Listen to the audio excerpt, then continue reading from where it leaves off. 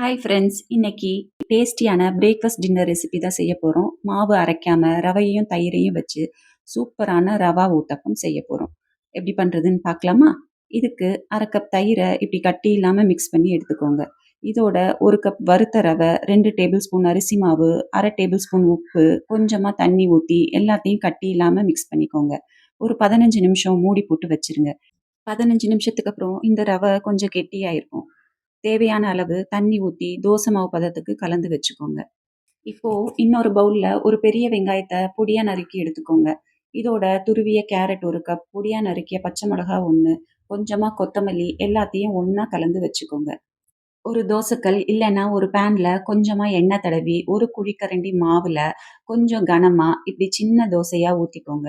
இதுக்கு மேல கலந்து வச்ச வெங்காயம் கேரட்டை தூவி விட்டுக்கோங்க. அரை டேபிள் ஸ்பூன் எண்ணெய் ஊற்றி இப்படி நல்லா ப்ரெஸ் பண்ணிக்கோங்க. அடுப்பை மீடியம் ஃப்ளேம்லேயே வச்சுக்கோங்க. மாவு நல்லா வெந்ததும் திருப்பி போட்டு ஒரு நிமிஷம் வேக வச்சு எடுத்துக்கோங்க. மூடி போட்டு ஒரு பக்கமாக கூட வேக வச்சு எடுத்துக்கலாம். பாருங்க, சூப்பரான டேஸ்டியான ரவா ஊத்தாப்பம் ஜம்முன்னு ரெடி ஆயிடுச்சு. இது கூட தேங்காய் சட்னி, தக்காளி சட்னி, சாம்பார் எல்லாமே பர்ஃபெக்டாக இருக்கும். நீங்களும் ட்ரை பண்ணி பாருங்க. மறக்காம டிஷும் குக்கிங் சேனலுக்கு சப்ஸ்கிரைப் பண்ணுங்க. தேங்க்யூ.